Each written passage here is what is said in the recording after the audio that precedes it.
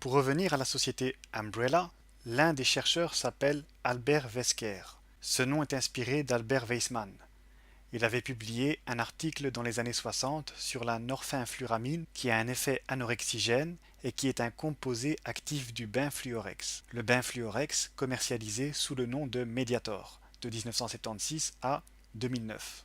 Le Mediator que l'on retrouve dans Tomb Raider. Eh oui, avec Lara Croft. Il reste deux lettres, B et R, qui totalisent les 20 ans qui séparent la mise sur le marché du Mediator de la sortie du jeu. Et 18, c'est aussi 1 et 8 qui font 9. Ainsi, avec 2 et 9, on obtient l'année de retrait du Mediator. On va y revenir.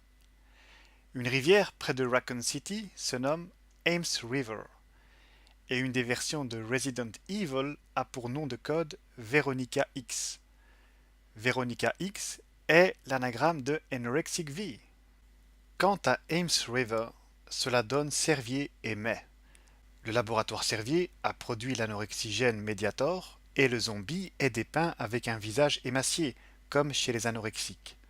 La drogue alpha-PVP a été lâchée au mois de mai, qui est le 5e mois, 5 qui s'écrit V en latin.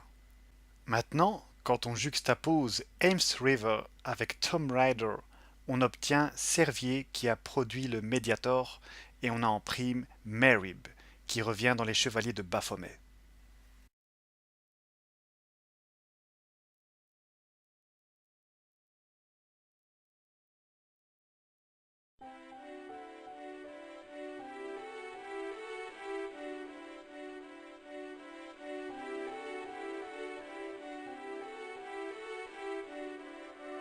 La lumière d'en haut frappa la pierre et se divisa nettement en 5 rayons. Chaque rayon éclairait une seule lettre. En commençant près du seau, je pouvais lire M-A-R-I-B.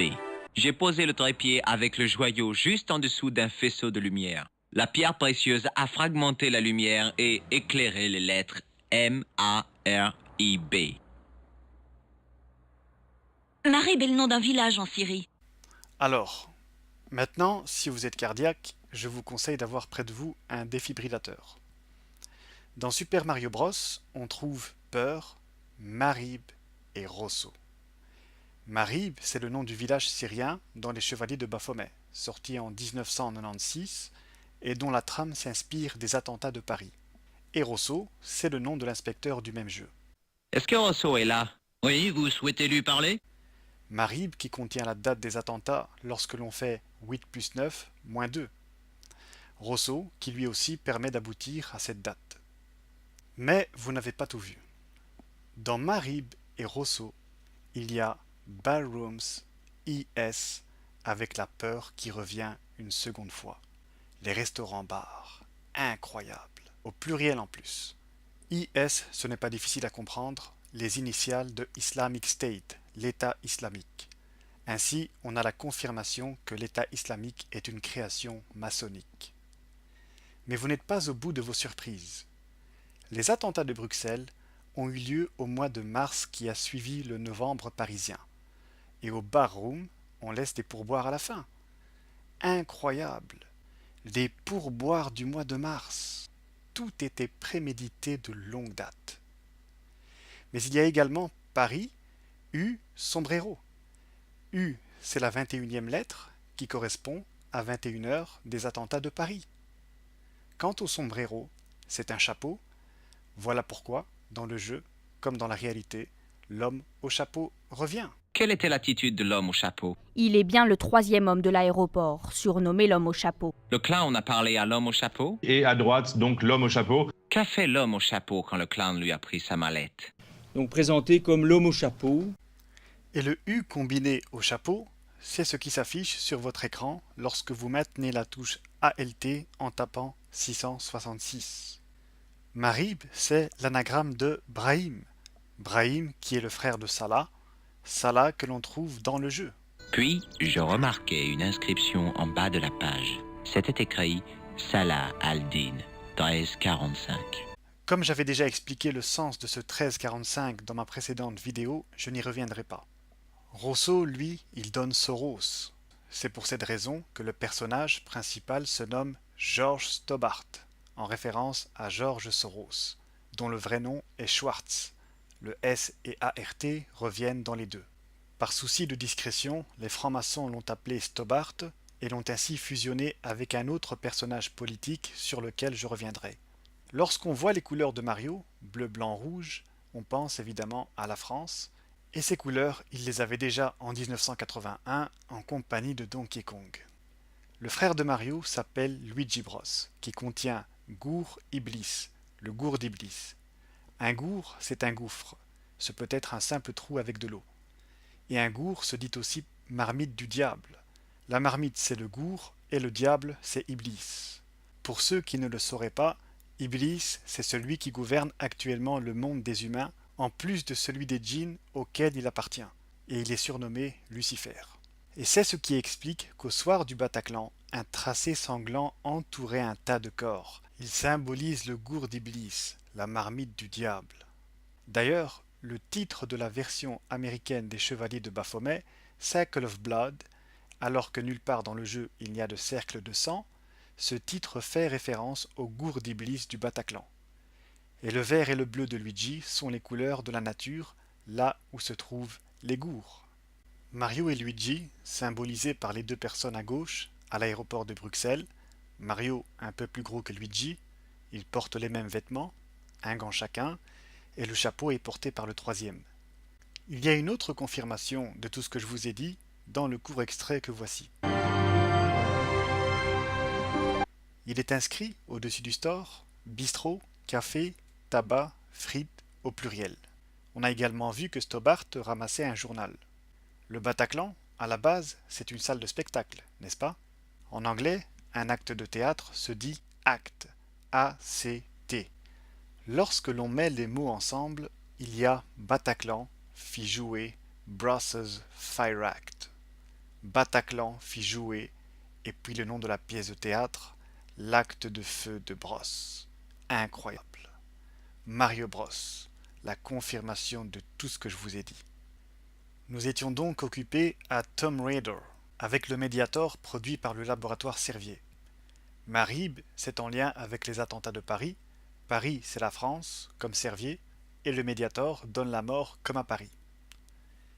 Dans Mediator, il y a aide mort. Il vous aide à mourir. On estime à au moins 2000 le nombre de morts par le Mediator. Dans Tomb, à droite, on trouve la date des attentats de Paris. 2015, 13 et 2, 2 c'est 1 et 1, donc ça fait 11. La tombe est en lien avec la mort. Et le jour des attentats sort Rise of the Tomb Raider, le soulèvement du pilleur de tombes. De plus, cette version se passe en Syrie avec un prophète du Moyen-Âge et des combattants au service d'un ordre. Bien, nous allons faire un petit tour des différents chevaliers de Baphomet. Le premier concerne les attentats de Paris, que j'ai expliqué dans ma précédente vidéo. Le second se passe dans l'univers Maya, en Amérique latine. Pour éviter d'alourdir la vidéo, j'ai passé quelques petits indices, je n'en ai gardé qu'un seul. La lanterne éclaire violemment la surface du pupitre. La lumière fait apparaître une ombre derrière la croix. Et l'ombre s'étire avec précision vers une petite île en forme de crâne. Ouh! C'est l'île aux zombies! Pas terrible comme endroit. Alors, sur la carte, l'ombre de la croix a indiqué l'île aux zombies. Si vous faites attention à la boussole, vous voyez un bout qui indique le nord. Le doigt et l'écriture confirment aussi le nord de la boussole. Stobart est en Amérique latine. L'ombre de la croix vient donc de l'Europe. La seule ville en Europe à s'appeler Corona est celle de Brasov, au centre de la Roumanie. Il existe aussi un lieu nommé Corona, au Dakota du Sud, et nous avons vu qu'une inscription du site archéologique de la Corona a été révélée en 2012. Lorsque nous joignons ces trois points, nous obtenons l'ombre qui s'étend vers l'île du zombie de Miami. Bon, certains me diront, tout ceci est bien joli, mais où se trouve la forme du crâne? Eh bien, le zombie Rudy Eugène est apparu, en haut à gauche, au MacArthur Causeway, à Miami, en Floride. C'est le pont qui se trouve sur la petite île que voici. Et son nom fait référence au général Douglas MacArthur, un franc-maçon du siècle passé. Ce général possède un mémorial à son nom et qui est en forme de crâne. Voilà pourquoi il a dit la petite île en forme de crâne. L'île du crâne que l'on revoit dans King Kong. Eh oui, l'île du sacrifice. Au départ, King Kong devait s'appeler la Bête, comme le Dajjal. Plus tard, le nom de Kong, en référence à une chaîne montagneuse du nord-est de la Côte d'Ivoire, lui a été donné. La Côte d'Ivoire qui possède le même drapeau que celui de Miami, la ville du zombie. Encore une fois, c'est la confirmation de tout ce que je vous dis. Quant au mot zombie, il vient d'un zombie en Kikongo. Kikongo qui ressemble étrangement à King Kong. C'est d'ailleurs pour cette raison que le zombie de Miami est noir comme les habitants de l'île du crâne. Dans le film, Dwan est enlevée pour être offerte en sacrifice à leur dieu Kong. Figurez-vous que cette Dwan n'est autre que la princesse Diana. Diane Spencer, qui était la duchesse de Cornouailles, est morte le 31 août 1997 dans le tunnel du pont de l'Alma à Paris. Pont de l'Alma, c'est l'anagramme de Pau allemand, et Pau allemand correspond à la Mercedes dans laquelle elle se trouvait le soir de l'accident. Juste avant d'entrer dans le tunnel, le chauffeur est passé par la place de la Concorde.